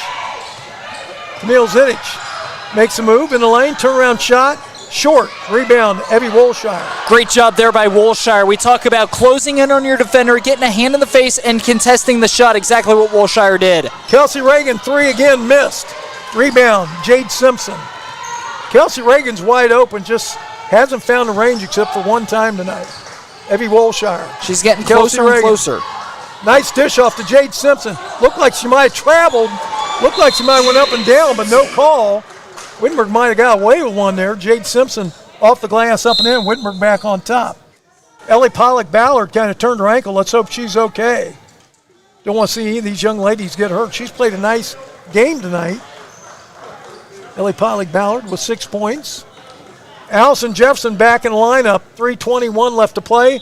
Wittenberg up 2, 60-58. Carly Moore back in lineup for Wittenberg. She replaces Kelsey Reagan. Cross-court pass. Gina Lombard open for a three. No good. Rebound. Knocked around. Evie Wolshire comes down with it. Man, she's had a ton of boards tonight. Evie Wolshire, that is board number 13. Double-double for Evie Wolshire as well. Taryn Cash with the basketball. 2:59 left to play in overtime. Taryn Cash going to drive. Stop. Pop. Shot. No good. Rebound comes down. Now we have a jump. No, we're going to have a foul. And Jasmine Gaines-Burns. Jasmine Gaines-Burns, she's been we talk about who's going to step up for the Wittenberg Tigers. That's certainly been Jasmine Gaines-Burns. 18 points, she's tied with Evie Wolshire. She's been a little overshadowed in this game, but when it came down into crunch time, she's been the playmaker for the Wittenberg Tigers. Here's the bad thing. You just fouled 90 feet from the basket, and they're going the foul line for 2 free throws. Montage hits 59% of her free throws, but you really don't want to foul that far from the basket. You know, it was just that's just not a good foul. 60-59. And not only that, it's Jasmine Gaines-Burns' third foul now. And she hits them both. Again, you know, you're 90 feet from the basket. Why in the world are you fouling? And, you know, it's just one of those, she's trying to go for the ball, thought that she had the tie-up, thought that she had the jump ball, but instead was hugging onto the arm, and that's one of those tricky fouls where you're trying to be aggressive, but is this a time where you can really afford to be aggressive? I think you have to be a little bit more conservative, especially when when your opponent's in the bonus. Wittenberg with the ball. 12 seconds on the shot clock. Evie Wolshire to Taryn Cash. 7 on the shot clock. Taryn Cash going to drive, put up a shot. She scores, and she hits the deck pretty hard. Hopefully she's going to be all right. She gets up. Gina Lombard quickly down court. Over to Allison Jefferson. Wittenberg back on top by 2. 2:10 left to play in overtime. Gina Lombard. Bounce pass in. Camille Zinich. Camille Zinich makes a move. She's under the basket. Balls. Crystal Montas goes in for the layup. No good. Jade Simpson with a rebound. Crystal Montas put it up with the left hand, hit the back of the rim, and Wittenberg gets the board. It's a big possession for Wittenberg. Could they go up 2 scores? Taryn Cash, Evie Wolshire. Evie Wolshire to Jasmine Gaines-Burns.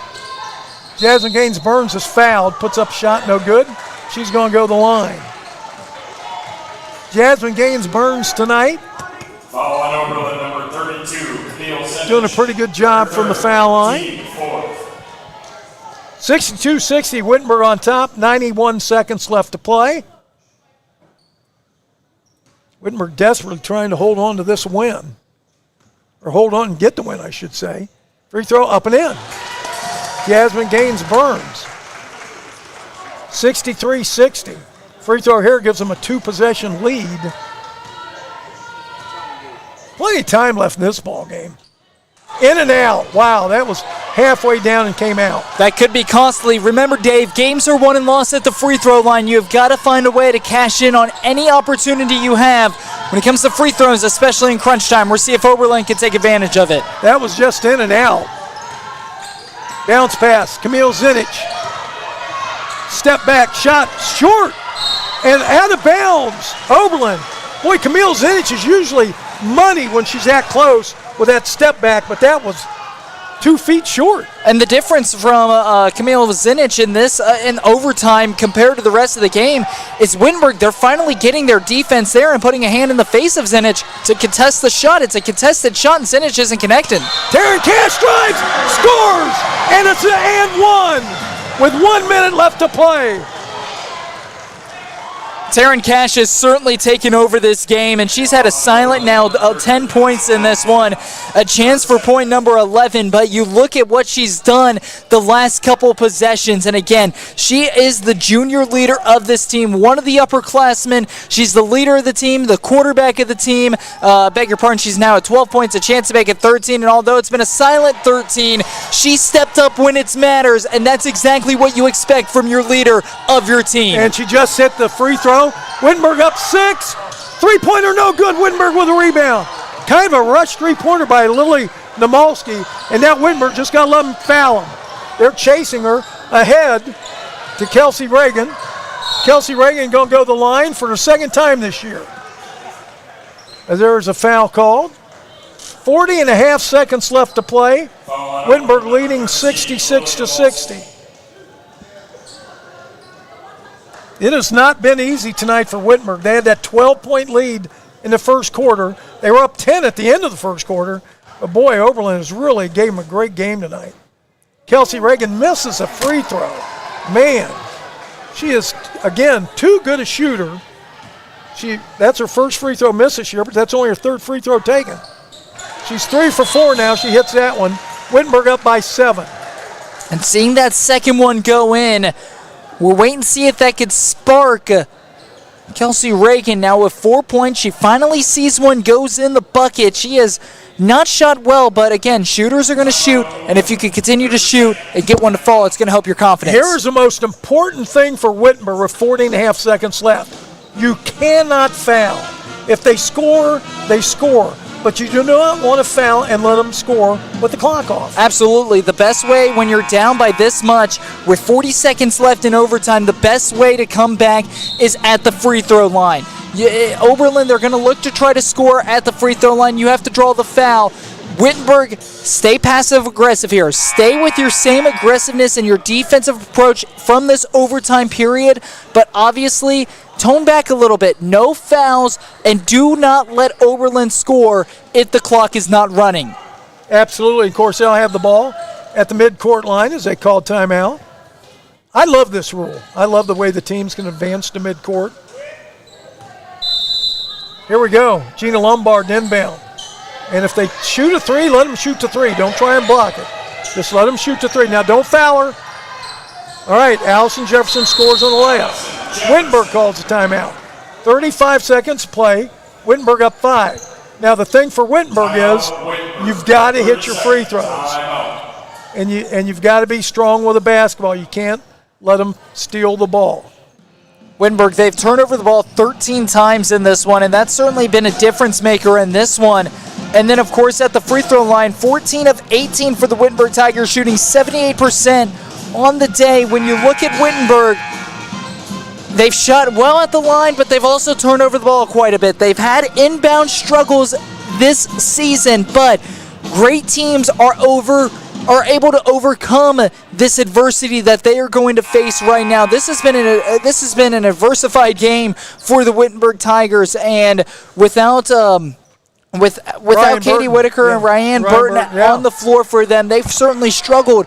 But if Wittenberg can grind this one out, at the end of the day, a W is a W, and you're still towards the top of the NCAC, but still a lot of time to play.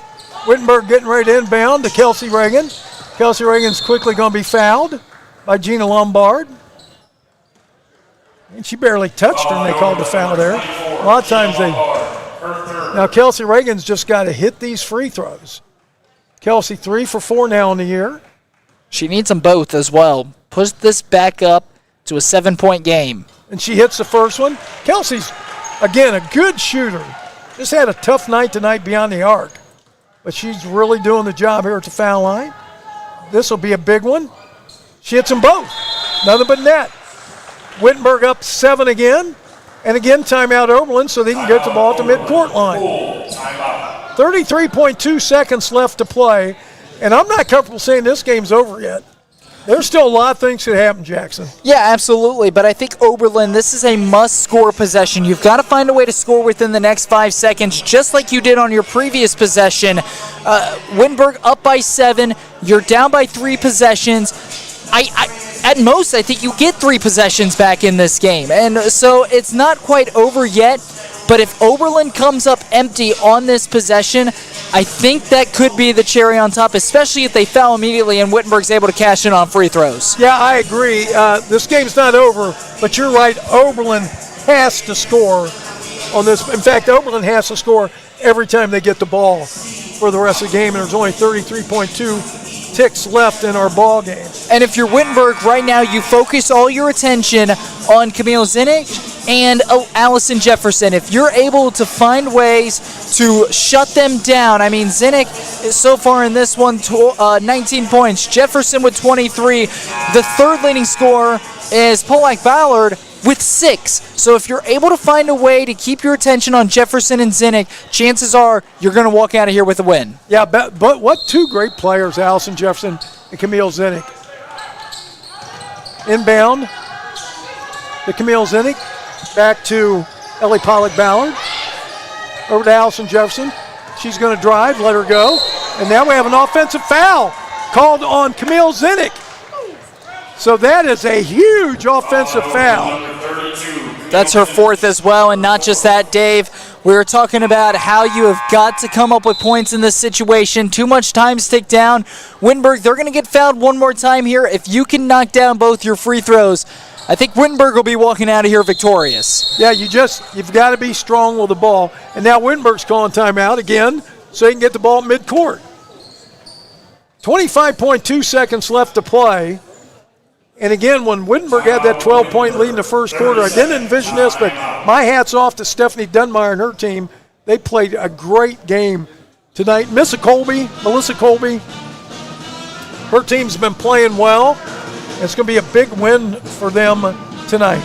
Yeah, absolutely. And not just that, but playing in a tough NCAC, it doesn't matter who you play, it's always going to be tough. There's never going to be a gimme win in the NCAC, especially with how powerful women's basketball is in the North Coast Athletic Conference. Denison knocked off DePaul. Ohio Wesleyan's good. Wittenberg's good.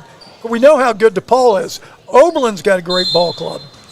And you're right, there's not too many weak sisters. And again, you grind it out, you're down, the injury bug has hit you hard in this game, so you just grind out a win, and at the end of the day, it didn't look pretty, but a win is a win for the Wittenberg Tigers. They're going to be moving to 6-1 in conference play. They're going to be moving to 13-4 overall, and you get back to the drawing board because at Kenyon on Saturday, you have got to play a better game against Kenyon, but at the same time, celebrate tonight, back to the drawing board tomorrow. Taryn Cash was hilarious. They were trying to get her. They couldn't catch up with her.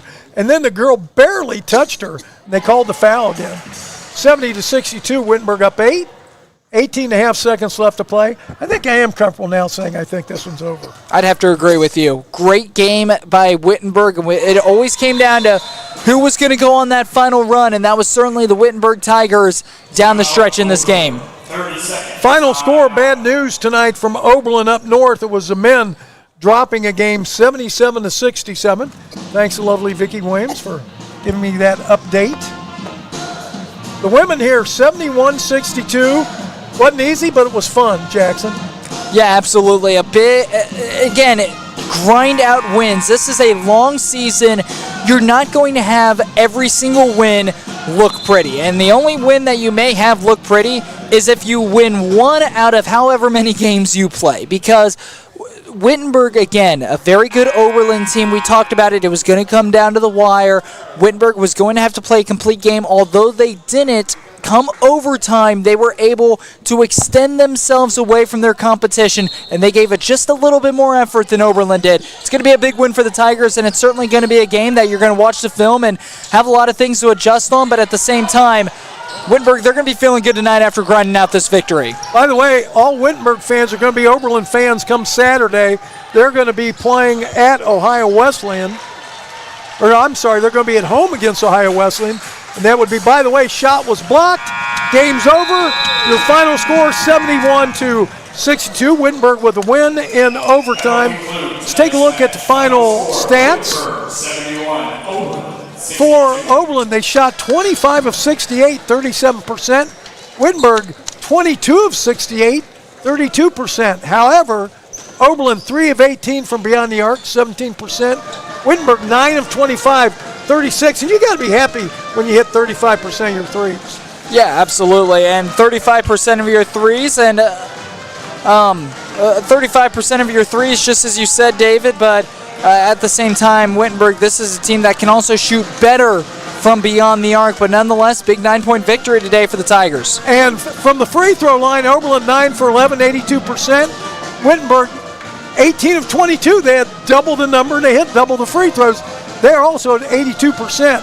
Wittenberg 13 turnovers, Oberlin 12. Points off turnovers, Wittenberg 17, Oberlin 12. Total rebounds, Wittenberg ended up winning 46-37. Excuse me, on the offensive board, Wittenberg wins 18-12. Assists, Wittenberg 17, Oberlin 16. Blocks, Wittenberg 5, Oberlin 1. Oberlin 6 steals, Wittenberg 5. Bench points, 11-11 each team. Second chance points, Wittenberg 20, Oberlin 11. Points in the paint, Oberlin wins that one 32-24. Fast break points, 5-4 Oberlin. Taking a final look at the final scoring. 3 points tonight for Gina Lombard and Honora Lee. 4 points each for Catherine Scissor and Crystal Montas, Catherine Caesar.